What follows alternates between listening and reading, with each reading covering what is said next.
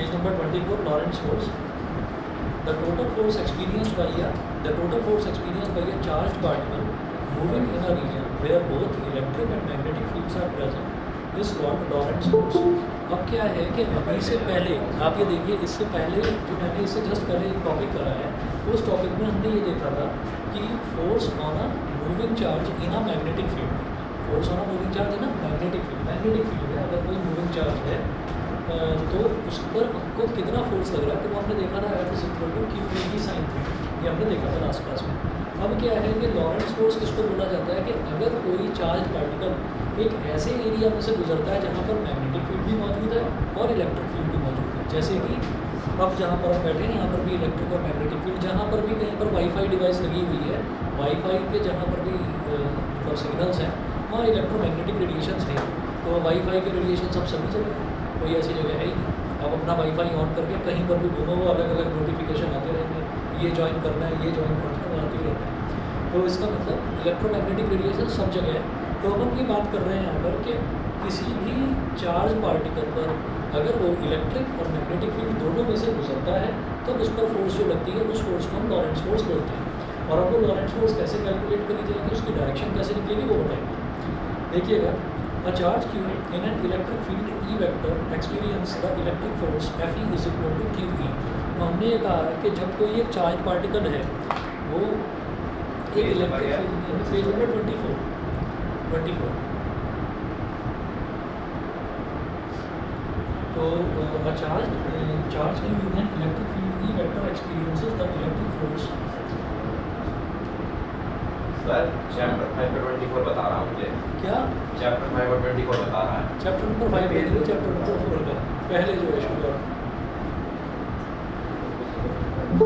Topic है हमारा लॉरेंट्ज force.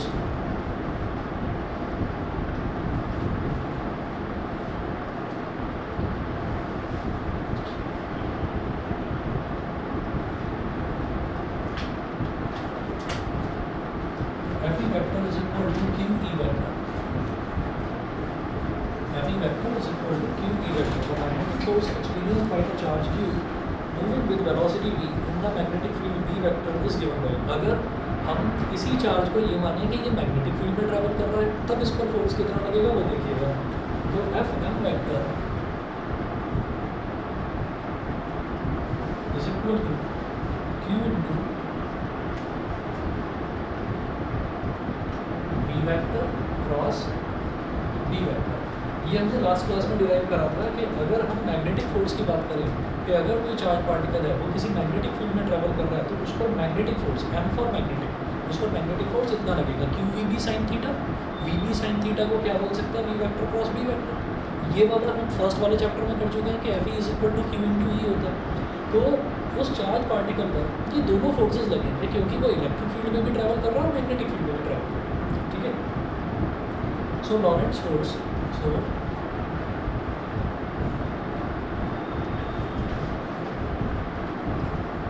Lorentz force F vector, Lorentz force F vector is equal to Fe vector plus Fm vector। F vector is equal to Fe vector ये हो जाएगा QE vector और Fm vector ये है Q into B vector cross B vector। F vector is equal to यहाँ से Q common ले लिया, ब्रैकेट में क्या बचेगा E vector plus B vector cross B vector. ये हो गया। उसके बाद देखिएगा work done by a magnetic force, work done by a magnetic force on a charge particle, work done by a magnetic force on a charge particle. ये हमारे पास हो गया लॉरेंट्ज फोर्स। तो लॉरेंट्ज फोर्स एक बेसिस बनाएगा इस चीज़ का जो हम इससे अगले से अगले वाला चैप्टर में करेंगे, इलेक्ट्रोमैग्नेटिक इंडक्शन। मतलब एक ऐसा एरिया जहाँ पर इलेक्ट्रिसिटी भी मौजूद है, यानी कि इलेक्ट्रिक फील्ड भी मौजूद है और मैग्नेटिक फील्ड भी मौजूद है। तो ये तो लॉरेंट्ज फोर्स हुआ। लॉरेंट्ज फोर्स के बाद में देखेंगे work done by a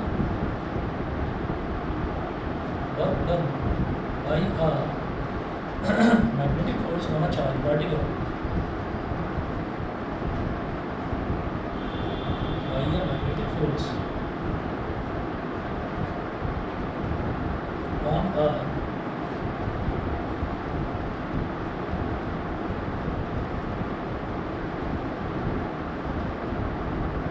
charged particle, magnetic force जो लगती है किसी भी चार्ज पार्टिकल पर, यानी कि किसी भी चार्ज पर मैग्नेटिक फोर्स जो लगती है वो ये, ठीक है।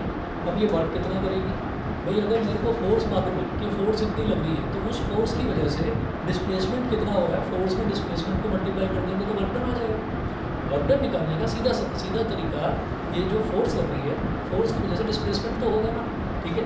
अच्छा, अब जैसे मान लीजिए, याद करिए ये मैं उस चीज़ से कोरिलेट करके बता रहा हूँ जो आपने शायद 11th क्लास में पढ़ा भी होगा कि हम खड़े हुए हैं और हमें दीवार को धक्का लगा रहे हैं, पुश कर रहे हैं, बहुत तेज़ी से पुश कर रहे हैं, पूरी ताकत लगा रखी है, लेकिन दीवार जो है वो हिलने का नाम नहीं ले रही है, दीवार वहाँ से हिल नहीं रही है। इसका मतलब क्या है, हमने फोर्स किस पर लगाई, दीवार पर लगाई, दीवार का डिस्प्लेसमेंट कितना है, 0, हम पसीने हो गए, ठीक है, पूरी तरीके से थक गए, लेकिन हमसे ये कहा जाएगा फिजिक्स की टर्म्स में कि भाई आपका वर्क डन 0 है।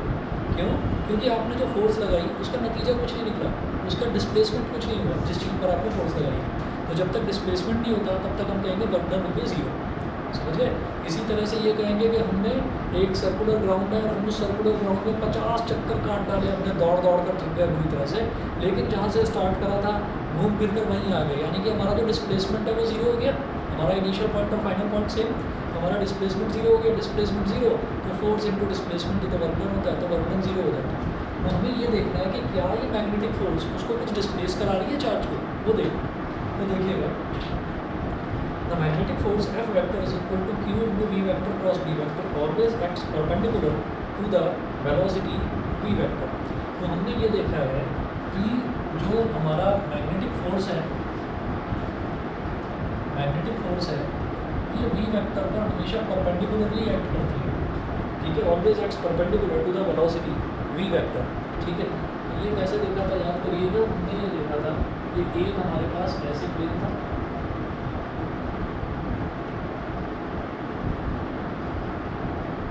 और एक प्लेन हमने कैसे बनाया था,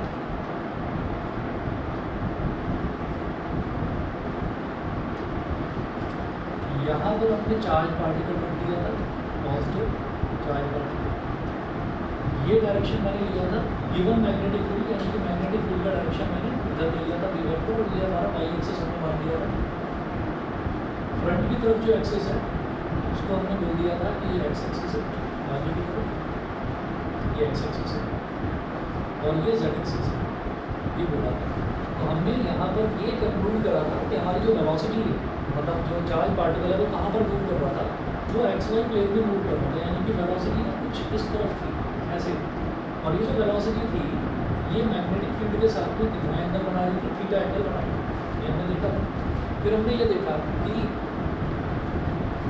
जो फोर्स लग रही थी वो फोर्स किस के डायरेक्टली प्रोपोर्शनल लगी, हमने कहा कि directly proportional to Q, directly proportional to B and F directly proportional to D sin theta. तो ये वेलोसिटी के डायरेक्टली प्रोपोर्शनल नहीं था फोर्स, ये वेलोसिटी के परपेंडिकुलर कंपोनेंट यानी कि साइन वाले कंपोनेंट के डायरेक्टली प्रोपोर्शनल था। ये ऑब्जर्वेटरी है, ये ऑब्जर्व करा गया, ठीक है। तो ये ऑब्जर्व करा, और जब ऑब्जर्व करा तो हमारा V cos थीटा तो मैग्नेटिक फील्ड के अराउंड हुआ, ठीक, और V sin थीटा यहाँ पर हुआ, ठीक। तो अब आप ये देखिएगा, और यहाँ से हमने फोर्स निकाली थी F is equal to Q V B sin theta. तो जो भी मतलब कंट्रीब्यूशन है वो वेलोसिटी के सिर्फ साइन वाले कंपोनेंट का है, साइन वाला कंपोनेंट किस एक्सिस के अराउंड है, एक्स एक्सिस के अराउंड, और हमने ये नतीजा निकाला था कि हमारी फोर्स जो है वो जेड एक्सिस के अराउंड निकल रही है, और इसका हमने एक रूल भी बता दिया था, वो Fleming left hand rule. Fleming left hand rule ये कहता है कि ये फादर मदर और चिल्ड्रन, फोर्स मैग्नेटिक फील्ड और करंट, ये हमने बताया था। तो फोर्स हम जो है वो फोर्स का डायरेक्शन दिखाएगा, है ना, M for mother, M for magnetic field, index finger magnetic field का डायरेक्शन, और जो सेंट्रल फिंगर है वो सी फॉर चिल्ड्रन और सी फॉर करंट, वो करंट का डायरेक्शन दिखाएगा। चार्ज पार्टिकल जहाँ मूव करता है, पॉजिटिव चार्ज जहाँ मूव करता है करंट का डायरेक्शन वही होता है, नेगेटिव चार्ज जहाँ मूव करता है करंट का डायरेक्शन उसके अपोजिट होता है। तो पॉजिटिव चार्ज ये वाला हमको कंपोनेंट लेना है वेलोसिटी का, तो वो एक्स एक्सिस के अराउंड मूव कर रहा है, एक्स एक्सिस का फ्रंट में, ठीक है। तो यानी कि करंट का डायरेक्शन ये, तो सेंट्रल फिंगर को आप आगे की तरफ करिए, एक्स एक्सिस की तरफ। वाई मैंने उधर लिया यानी कि हॉरिजॉन्टल ये है, तो ये हमारा हॉरिजॉन्टल हो गया। तो z कहाँ पर इंडिकेट कर रहा है? ऊपर की तरफ, यानी कि फोर्स कहाँ पर है? ऊपर, z एक्सिस की तरफ। यहाँ से ये समझ में आ रहा है कि हमारा जो फोर्स है और जो वेलोसिटी है, इन दोनों के बीच में एंगल 90 डिग्री का बन रहा है। वो एक्स एक्सिस के अलाउंग है वेलोसिटी, और फोर्स कहाँ है? z एक्सिस के। तो ये हम लास्ट डेरिवेशन में देख चुके हैं कि फोर्स में और वेलोसिटी के बीच में 90 डिग्री का एंगल बनेगा। ये चीज़ क्लियर है कि नहीं? ये चीज़ समझ गए? ठीक है। अब जब 90 डिग्री का एंगल बनेगा तब हम क्या कहेंगे कि एक काम करते हैं, F vector dot V vector निकालते हैं। F vector dot V vector, F vector dot V vector क्यों निकाल रहा हूँ बस 1 मिनट में बताता हूँ आपको। ठीक है, तो एफ वेक्टर क्या है? एफ वेक्टर था हमारा, तो चलिए अभी एफ की मैं वैल्यू नहीं डाल रहा हूँ, मुझे मालूम है वैसे एफ है कितना। F vector is equal to Q into V vector cross V vector, ये होता है। ठीक है, उसकी वैल्यू अभी नहीं डालेंगे। F vector dot V vector क्या हो जाएगा? F V cos 90। ठीक है, क्योंकि एफ के और वी के बीच में 90 डिग्री का एंगल बन रहा है, वो हमने अभी दोबारा से बता दिया इसमें। ठीक है, समझ में आ गया ये? ठीक है, अब cos 90 कितना होता है? 0, 0 इंटू एनीथिंग इज 0, तो हमारा F vector dot V vector जो है वो 0 आता है। ठीक है, ये करा क्यों जा रहा था? देखिए, फोर्स एक वेक्टर क्वांटिटी है और वेलोसिटी जो है वो भी एक वेक्टर क्वांटिटी है, तो मैंने इसलिए दोनों का डॉट प्रोडक्ट लिया। ठीक है, डॉट प्रोडक्ट लेकर मेरे पास नतीजा क्या आएगा? आप वैसे ही देखो, आप ये कहेंगे फोर्स क्या होता है? Mass into acceleration, mass into acceleration. Mass into acceleration मतलब मास की यूनिट किलोग्राम, एक्सेलरेशन की unit metre per second square. मतलब ठीक है। अच्छा, वेलोसिटी क्या होता है? वेलोसिटी होता है मीटर पर सेकंड, यानी कि एस की पावर -1। तो एफ इंटू वी क्या हो जाएगा? ए जी एस की पावर -2, एस की पावर -2, ये हो जाएगा kilogram metre square, kilogram metre square और सेकंड की पावर -3। या तो ये बोला जा सकता है, या इसको एक काम कर सकते हैं कि kilogram metre per second square, यही तो न्यूटन होता है, यही तो न्यूटन होता है। तो इसको हम ये बोल सकते हैं कि F into V newton into metre per second, newton into metre per second. तो 2 यूनिट्स दिमाग में रखें, एक ये वाली और एक ये वाली। ठीक है, ये 2 यूनिट्स दिमाग में रखिएगा। उसके बाद मैं आगे बढ़ता हूँ। अभी मैंने ये दोनों यूनिट्स आपको लिख कर बताई क्यों, इन दोनों को हमने मल्टीप्लाई करा ही क्यों, ये देखते हैं। देखिएगा, F vector dot V vector हमारे पास 0 आ गया। ठीक, तो यहाँ पर हमने ये कहा कि ये वाली जो इक्वेशन हमारे पास बनी है, इसको मैंने बोल दिया इक्वेशन नंबर 1। अब क्या करेंगे? अब F vector dot V vector is equal to 0 आया, तो F vector dot V vector की अब एफ वेक्टर की वैल्यू होगी। एफ वेक्टर की वैल्यू क्या? Q into V vector cross V vector, ये तो एफ वेक्टर हो गया। ठीक है, और dot V vector is equal to 0। ये हमारी हो गई इक्वेशन नंबर 2। यहाँ तक बता दीजिए, यहाँ तक क्लियर?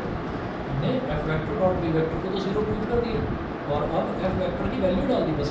तो Q into V vector cross V vector dot V vector is equal to 0। ठीक, ये हमारे पास इक्वेशन नंबर 2 होगी। फिर अब ये देखेंगे कि from Newton's second law of motion F is equal to M A vector,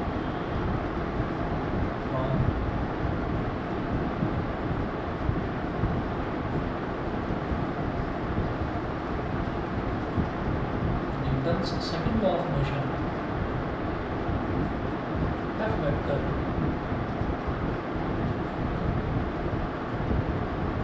is equal to m into a vector, m into a vector। और a vector एक्सेलरेशन क्या होता है? dv by dt, तो m dv vector by dt vector।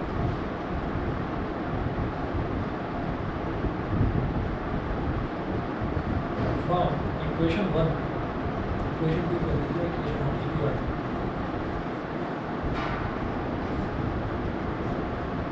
F vector dot V vector is equal to 0। ये पूरा मिटा रहा हूँ दर्शक।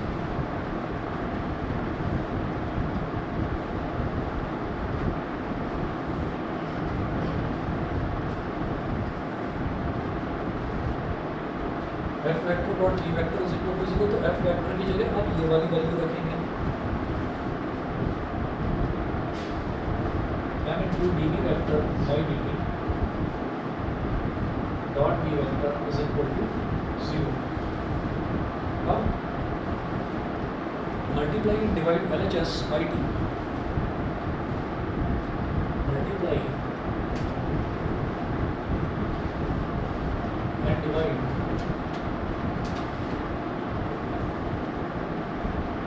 LHS by 2, तो लेफ्ट हैंड साइड को आप मल्टीप्लाई भी कर दीजिए और डिवाइड भी कर दीजिए 2 से, और m एक कांस्टेंट है, इसको निकालो जरा बाहर, अकाउंट कर दिया और ब्रैकेट के अंदर लिख दिया twice of dv vector by dt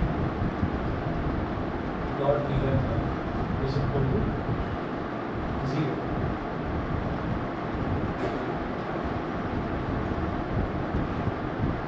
जैसे 2x है, कहीं पर 2x लिखा हुआ है तो 2x को मैं x प्लस एक्स लिख सकता हूँ, x प्लस एक्स लिखा जा सकता है, वैसा ही कुछ यहाँ पर करें, यहाँ लिखेंगे dv vector by dt dot v vector plus v vector dot dv vector by dt.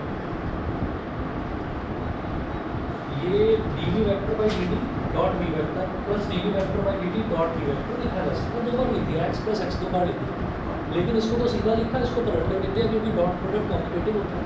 Dot product को मैं a vector dot b vector को पलट कर b vector dot a vector भी लिख सकता हूँ, वही काम कराएंगे, dv vector by dt dot v vector plus ये भी वही चीज़ है, dv vector by dt dot v vector भी वही चीज़ है, बस पलट कर लिखी है, इसको लिखा जा सकता है इसको. उसके बाद आगे चलते हैं, इज इक्वल टू 0. अब ये करा क्या, अब ये समझिएगा, इसमें क्या है कि पहले मैंने क्या करा कि पहले मैंने v वेक्टर को डिफरेंशिएट कर दिया और दूसरे वाले v वेक्टर को एज इट इज छोड़ा. फिर मैंने क्या करा कि पहले वाले v वेक्टर को एज इट इज छोड़ा और दूसरे वाले v वेक्टर को डिफरेंशिएट करा. ये तो प्रोडक्ट रूल ऑफ डिफरेंशिएशन है. प्रोडक्ट रूल ऑफ डिफरेंशिएशन यही कहता है कि अगर मेरे पास दो टर्म्स हैं या दो फंक्शंस हैं, उनका मल्टीप्लिकेशन हो रहा है, तो पहले एक फंक्शन को एज इट इज छोड़ो, दूसरे को डिफरेंशिएट करो, प्लस पहले वाले फंक्शन को एज इट इज छोड़ो, दूसरे को डिफरेंशिएट करो, ऐसे किया जाता है. तो ये क्या हो गया, इसको हम बोलेंगे m/2 तो एज इट इज है ही, ये क्या हो जाएगा d/dt of v vector dot v.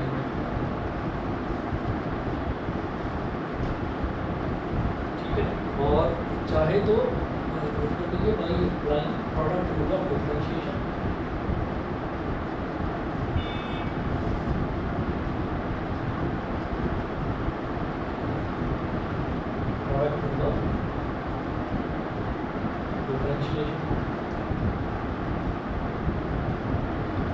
देखिएगा ऐसा होता है कि वेक्टर को वेक्टर में ही अगर डॉट प्रोडक्ट निकाला जाता है, किसी वेक्टर को उसी में डॉट प्रोडक्ट अगर कर दिया जाए तो वो क्या होता है, उसके मैग्नीट्यूड का स्क्वायर हो जाता है. कैसे, ये ऐसे देखिए कि आपने देखा होगा कि अगर ए वेक्टर डॉट बी वेक्टर है तो क्या होता है ए बी कॉस थीटा, है ना.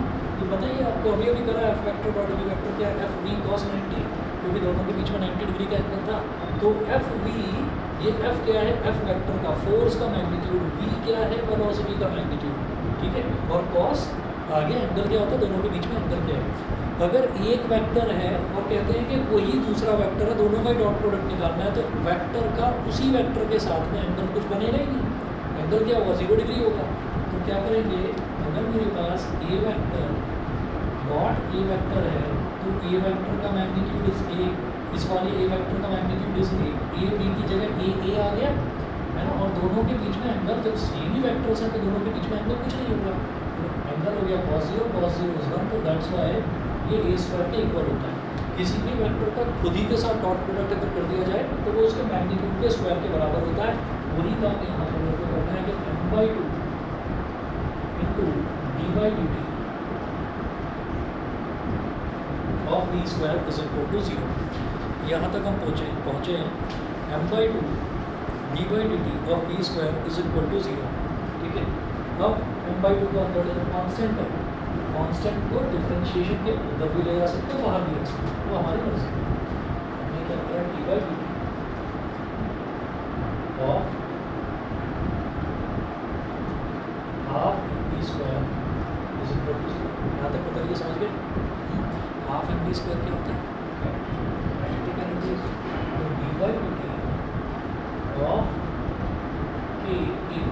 kinetic energy is equal to 0. A for kinetic energy is equal to 0. किसका डिफरेंशियल 0 होता है? कांस्टेंट का. It implies that K is equal to constant. मेरे पास पहले 50 जूल एनर्जी थी, ठीक है, मेरे पास पहले 50 जूल एनर्जी थी, मैंने कुछ काम किया, अभी मेरे पास एनर्जी जो है वो 30 जूल रह गई, मेरे पास एनर्जी 30 जूल रह गई. तो डिफरेंस कितना हुआ मेरी एनर्जी का? डिफरेंस कितना हुआ? 20 जूल. तो 20 जूल गई कहाँ? हम ये कहेंगे 20 जूल का हमने कुछ काम कर दिया, वर्क डन कर दिया, ठीक है. तो ये क्या कहलाता है? ये कहलाता है कि इसको कहते हैं वर्क एनर्जी थ्योरम. कि एनर्जी का अगर हम डिफरेंस निकालें कि पहले एनर्जी इतनी थी, अब एनर्जी इतनी है, तो वो जो एनर्जी है वो गई कहाँ? हमने कभी भी हम एनर्जी को यूज़ कहाँ करते हैं? कुछ काम करने में. तो दिस इज कॉल्ड कि चेंज इन एनर्जी जो है वो वर्क डन के इक्वल होती है. इसका उल्टा भी ट्रू है. Change in work done, change in work done का मतलब क्या है कि मैंने इतना काम कर दिया, अभी मैंने 50 जूल का काम कर दिया, ठीक है, और थोड़ी देर बाद जो है मैंने 100 जूल का काम कर दिया, ठीक है. तो इसका मतलब क्या है कि भाई आपने कितना वर्क करा है? पहले आप 50 जूल कर चुके थे, उसके बाद आपने 100 जूल कर दिया, यानी कि चेंज इन वर्क डन क्या हो गया? चेंज इन वर्क डन मतलब इतनी आपके पास एनर्जी थी, तभी तो आपने इतना काम करा. तो अगर चेंज इन वर्क डन देखा जाए तो वो एनर्जी के बराबर होता है, ठीक है, और अगर चेंज इन एनर्जी देखा जाए तो वो वर्क डन के बराबर होता है. इसको कहते हैं work energy theorem. Last year 11th class में सिलेबस में से हटा दिया था, तो आप में से ज़्यादा बच्चों को पता नहीं होगी ये वाली चीज़. वर्क एनर्जी थ्योरम ये कहते हैं कि change in energy work done के इक्वल होता है और change in work done energy के इक्वल होता है. तो दोनों एक ही बात, एनालॉगस है. उसके बाद देखिएगा वही चीज़ आप तो बता रहे हैं, सिंस K इज कांस्टेंट यानी कि काइनेटिक एनर्जी कांस्टेंट है, so by work energy theorem work done is equal to change in kinetic energy. भाई जब काइनेटिक एनर्जी में कुछ चेंज ही नहीं हो रहा, जब एनर्जी में कुछ चेंज ही नहीं आ रहा, तो इसका मतलब आपने वर्क ही नहीं करा कुछ. अगर हमारा चेंज इन एनर्जी 0 है, इसका मतलब वर्क डन 0 है. अगर चेंज इन वर्क डन 0 है, तो इसका मतलब हमारे पास एनर्जी ही नहीं थी, कुछ भी हमारी एनर्जी 0 है. समझ गए? क्लियर है? तो वही चीज़ यहाँ पर मेंशन कर रखी है कि ये बेचारा जो चार्ज पार्टिकल है, एक तो ये बेचारा अपने सीधे रास्ते जा रहा था, गलती से ये भटक कर मैग्नेटिक फील्ड के अंदर आ गया. मैग्नेटिक फील्ड ने जो है इसकी डायरेक्शन बदल दी कि नहीं बेटा तू इधर नहीं, तू इधर जाएगा, है ना. तो जा तो रहा था वो सीधे सीधे XY प्लेन में जाता, उसने कहा नहीं तो Z की तरफ चल. तो Z की तरफ फोर्स लगा उसके ऊपर, और उसके बाद नतीजा ये निकला कि भाई साहब ने कुछ वर्क ही नहीं करा, मतलब वर्क डन 0 हो गया, ठीक है, बाई वर्क एनर्जी. तो लिखिएगा कि by work energy theorem.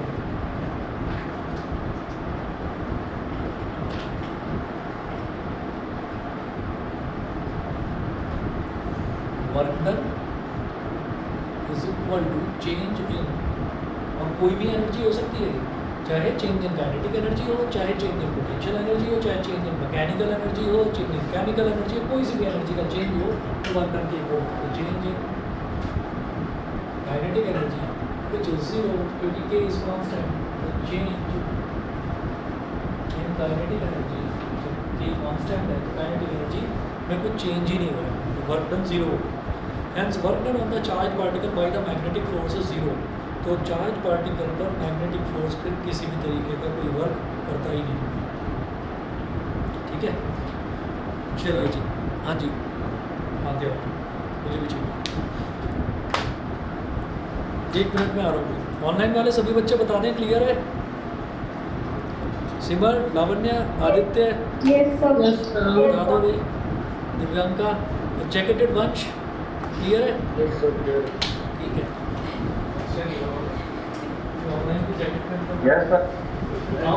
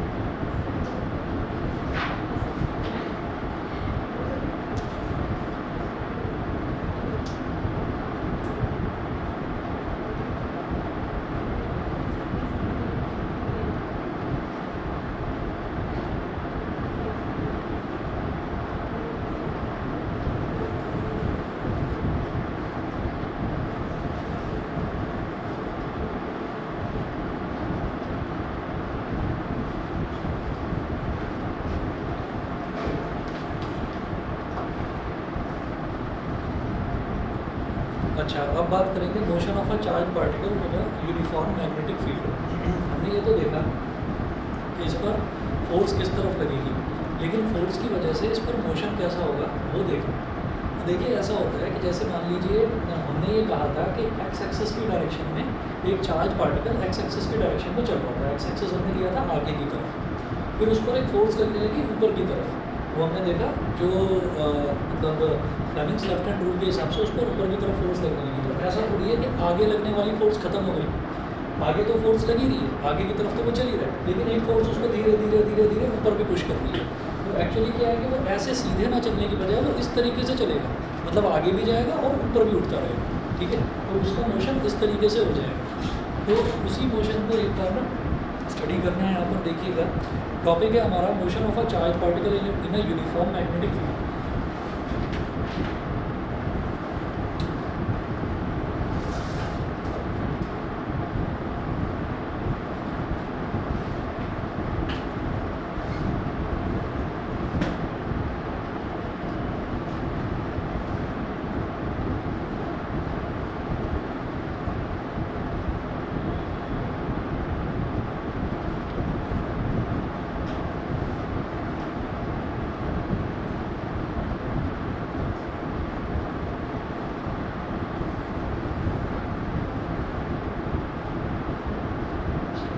Motion of a charged particle in a uniform magnetic field.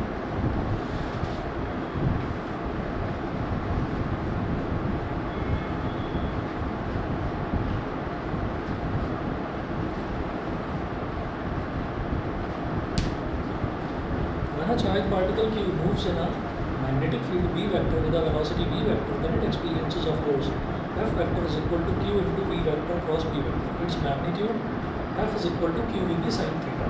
ये हम देख चुके हैं। तो following 3 cases are possible. 3 cases देखेंगे।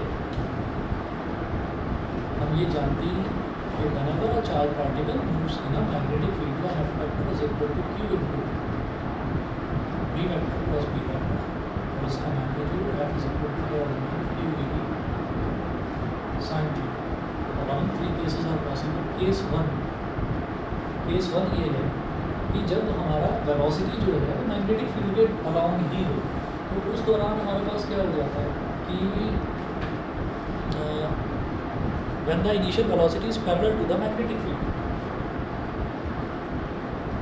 when initial velocity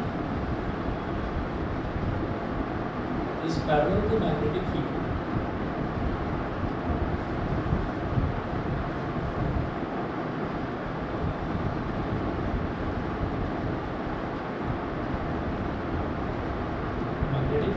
F is equal to Q V B sin 0. sin 0 तो 0 होता है, तो 0 में everything is 0. तो फोर्स उस पर फिर कुछ लगेगी अगर वो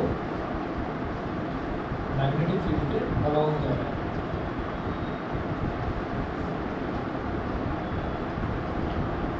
case 2, when the initial velocity is perpendicular to the magnetic field, जब initial velocity मैग्नेटिक फील्ड के परपेंडिकुलर हो जाए तब F is equal to QVB हो जाएगा। Initial velocity is perpendicular to the magnetic field,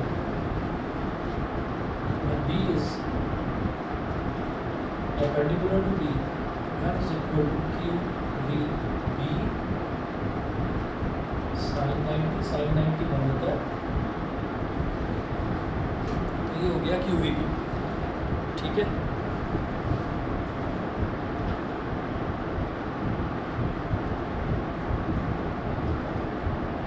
इसमें देखिएगा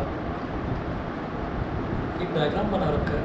अब वो डायग्राम पहले मैं बना रहा हूँ, फिर उसके बाद समझा रहा हूँ कि क्या चीज़ है।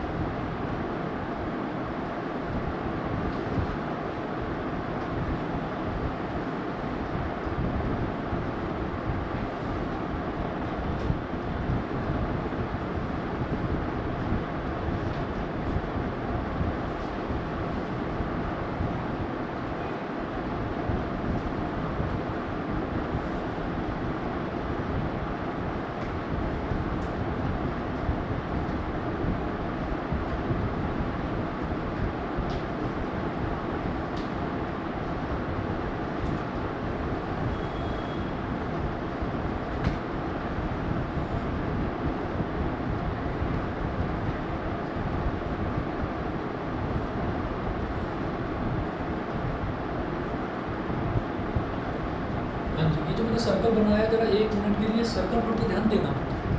सिर्फ ये समझिए कि हम कंडीशन कौन सी देख रहे हैं। हम ये देख रहे हैं कि एक चार्ज पार्टिकल यानी कि एक चार्ज पर फोर्स लगती है, वो फोर्स हम जानते हैं वो क्यू बी साइन थीटा है। इसका कोई डेरिवेशन नहीं है, ये ऑब्जर्वेटरी है, ये हम देख चुके हैं। अच्छा, तो अब हमने ये कहा कि अगर वेलोसिटी और मैग्नेटिक फील्ड दोनों के बीच में 90 डिग्री का एंगल हो तो फिर उसका मोशन कैसा होगा। मोशन की बात कर रहे हैं ना, तो हमने ये कहा कि भाई वेलोसिटी और मैग्नेटिक फील्ड, तो ये जो मैंने इस पर प्लेन पर ये जो मैंने क्रॉसेस बनाए हैं, क्रॉसेस का मतलब होता है कि into the plane of paper, ठीक है ना, इनटू द पेपर, तो इनटू द शीट। तो हमने ये कहा कि ये क्रॉसेस का मतलब ये है कि मैग्नेटिक फील्ड अंदर की तरफ, मैग्नेटिक फील्ड अंदर की तरफ है, तो हम अपने फिंगर्स को ऐसे स्ट्रेच करेंगे और जो इंडेक्स फिंगर है वो मैग्नेटिक फील्ड को इंडिकेट करता है। तो मैग्नेटिक फील्ड तो अंदर की तरफ हो गया, और जो वेलोसिटी है चार्ज पार्टिकल की वेलोसिटी, ठीक, तो वो चार्ज पार्टिकल की वेलोसिटी का मतलब क्या है, करंट का डायरेक्शन। जहाँ चार्ज मूव करेगा पॉजिटिव चार्ज हम लेकर चलते हैं, करंट का डायरेक्शन वही होता है, ठीक है। तो करंट का डायरेक्शन हो तो इसका मतलब क्या है कि इसको इस सेंट्रल फिंगर को अंदर रखते हुए करंट को ऊपर की तरफ कर देना है, ये हो गया। तो हमारा थंब का इंडिकेट कर रहा है इस तरफ, समझ गए, थंब इस तरफ इंडिकेट कर रहा है। तो इसका मतलब ये जो चार्ज पार्टिकल है ये जा तो इस रास्ते रहता है, लेकिन इस पर फोर्स ऐसे लग रही है, मैग्नेटिक फोर्स इस पर ऐसे लग रही है। आप देखेंगे डायग्राम में यही फोर्स हमने दे रखी है। अब क्या होगा कि ये जरा सा आगे चला तो यहाँ पर इस पर फोर्स ऐसे लगी, सीधे जा रहा था थोड़ा सा टिल्ट हो गया, ये थोड़ा और आगे चला, यहाँ पर जब ये गया तो यहाँ पर इसकी वेलोसिटी की डायरेक्शन टेंजेंशियल हो गई। कोई वेलोसिटी तो परपेंडिकुलर नहीं, वेलोसिटी तो सीधी सीधी जा रही है। तो फिर क्या होगा, फिर उस पर जरा सा फोर्स अंदर की तरफ लगेगा, फिर थोड़ा सा और आगे गया, फिर अंदर की तरफ, फिर थोड़ा सा और आगे गया, फिर अंदर की तरफ। तो कुल मिलाकर जा तो रहा था सीधा सीधा, लेकिन एक फोर्स उसको ठक ठक ठक ठक लगातार उसको अंदर अंदर अंदर अंदर घुमाती जा रही है। तो वो सीधा जाने की बजाय उसका जो पाथ है ना धीरे धीरे कर्व होता चला गया, और कर्व होते होते होते होते फिर उसने क्या करा, उसने सर्कुलर पाथ फॉलो करना शुरू करा, उसने गोल गोल घूमना शुरू करा। ये मेरी बात समझ में आ गई। ये ऐसा ही है कि अगर मान लीजिए कोई सीधा सीधा जा रहा है और उसको कोई थोड़ा थोड़ा थोड़ा थोड़ा अंदर की तरफ पुश करता जा रहा है, तो अल्टीमेटली अगर उसका पूरा पाथ देखा जाए ना तो पूरा पाथ एक बड़ा सा सर्कल बन जाता है, ठीक है। तो कोई एक फोर्स उसको सेंटर की तरफ खींच रही है, कोई एक फोर्स एक्चुअली सेंटर की तरफ पुश कर रही है, उसको बाहर से पुश कर रही है, ये मैग्नेटिक फोर्स। अच्छा, तो जब भी सर्कुलर मोशन की हम बात करते हैं तो सर्कुलर मोशन में दो तरीके की फोर्सेस होती हैं। एक फोर्स जो सेंटर की तरफ लगती है that is called centripetal force, और एक जो सेंटर से दूर की तरफ लगती है that is called centrifugal force, ठीक है। तो यहाँ पर मैं सेंट्रीपिटल फोर्स या सेंट्रीपिटल एक्सेलरेशन दोनों निकालूंगा, ठीक है। तो देखिए भाई, ये मोशन तो समझ में आ गया इसका, इस सर्कुलर मोशन की ऑनलाइन वाले बता दें, क्लियर है सर्कुलर मोशन क्यों बन रहा है? सर एक बार फिर से बता दीजिए। फिर से समझ लीजिए कि क्यू है चार्ज, और चार्ज जो है हमने पहले ये बोल दिया कि चार्ज की जो वेलोसिटी है वो मैग्नेटिक फील्ड के परपेंडिकुलर है। तो चार्ज जा रहा है इस डायरेक्शन में, और ये जो क्रॉसेस हमने बना रखे हैं यानी कि मैग्नेटिक फील्ड अंदर की तरफ, तो चार्ज ऊपर की तरफ, मैग्नेटिक फील्ड चार्ज ऊपर की तरफ और मैग्नेटिक फील्ड अंदर की तरफ। तो चार्ज जिस डायरेक्शन में मूव करता है हमारा करंट का भी वही डायरेक्शन होता है। तो हमने फिंगर्स को ऐसे स्ट्रेच करा, मैग्नेटिक फील्ड कहाँ है, अंदर की तरफ, ये प्रोसेस का मतलब है मैग्नेटिक फील्ड अंदर की तरफ, मैग्नेटिक फील्ड अंदर की तरफ, लेकिन करंट यहाँ सेंट्रल फिंगर नीचे जा रही है, तो हमने कहा नहीं इसको ऊपर करो, मैग्नेटिक फील्ड अंदर की तरफ रहना चाहिए, सेंट्रल फिंगर ऊपर की तरफ। तो थंब हमारा इस तरफ इंडिकेट कर रहे हैं, तो थंब इस तरफ इंडिकेट कर रहा है, तो इस वजह से थंब क्या बताता है, फोर्स की डायरेक्शन, तो फोर्स यहाँ पर होगी। बताइए जी, इतना क्लियर है? Yes sir. ठीक है।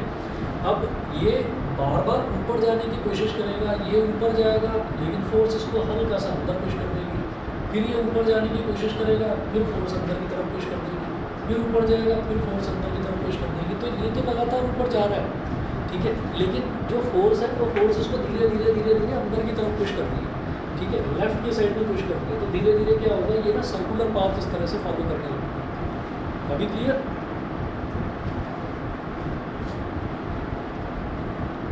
अभी क्लियर है? बताइए, दोबारा बताओ, आवाज आ रही है?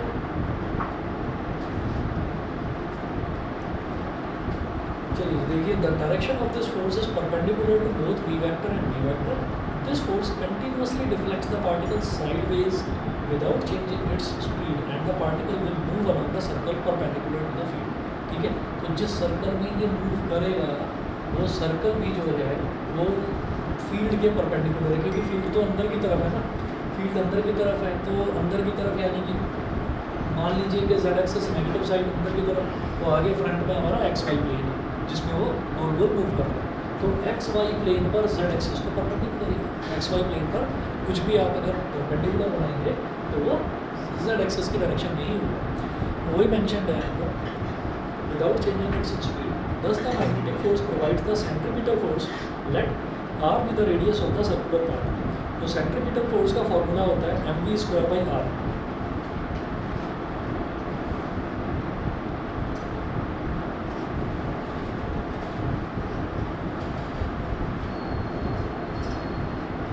सेंट्रीपिटल फोर्स इसको कौन प्रोवाइड कर रहा है? मैग्नेटिक फोर्स ही सेंट्रीपिटल फोर्स की तरह एक्ट कर रही है। सेंट्रीपिटल फोर्स का फॉर्मूला होता है mv²/r, r होता है radius of the circular part, और मैग्नेटिक फोर्स हम इस केस में देख चुके हैं qvb, इसे भी कैंसिल आउट हो गया, यहाँ से r आ गया हमारे पास mv/qb, स्मॉल r की वैल्यू आ गई mv/qb। पीरियड ऑफ रिवॉल्यूशन, अब पीरियड ऑफ रिवॉल्यूशन निकालना है, तो पीरियड ऑफ रिवॉल्यूशन क्या हो जाएगा? Circumference upon speed. Period of revolution का मतलब ये होता है कि उसको पार्टिकल को सर्कुलर पाथ, एक कंप्लीट राउंड लगाने में कितना टाइम लगा, that is called period of revolution, या फिर टाइम पीरियड ऑफ रिवॉल्यूशन भी बोलते हैं। तो टाइम क्या है? Circumference upon speed.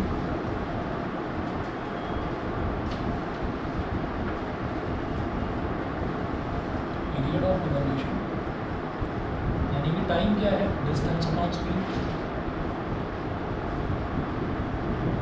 और एक राउंड लगाने में उसको डिस्टेंस कितना ट्रेवल करना पड़ता है? अपनी सर्कमफ्रेंस के बराबर, सर्कमफ्रेंस अपॉन स्पीड। ये टी हो गया, सर्कमफ्रेंस कितना होगा? 2πr, स्पीड कितना होगा? v। अब क्या करें? 2π/d को अलग कर लो, और r की वैल्यू क्या है? mv/qb, v से भी कैंसिल आउट हो गया, ये आ गया 2πm/qb, ठीक है। और फ्रीक्वेंसी ऑफ रिवॉल्यूशन, फ्रीक्वेंसी अगर निकाला जाए तो वो टाइम पीरियड का रेसिप्रोकल होता है, पता हो? फ्रीक्वेंसी होता है टाइम पीरियड का रेसिप्रोकल, इसको fc बोलते हैं, क्यों बोलते हैं बता दो। टाइम पीरियड का रेसिप्रोकल क्या हो जाएगा? qb/2π,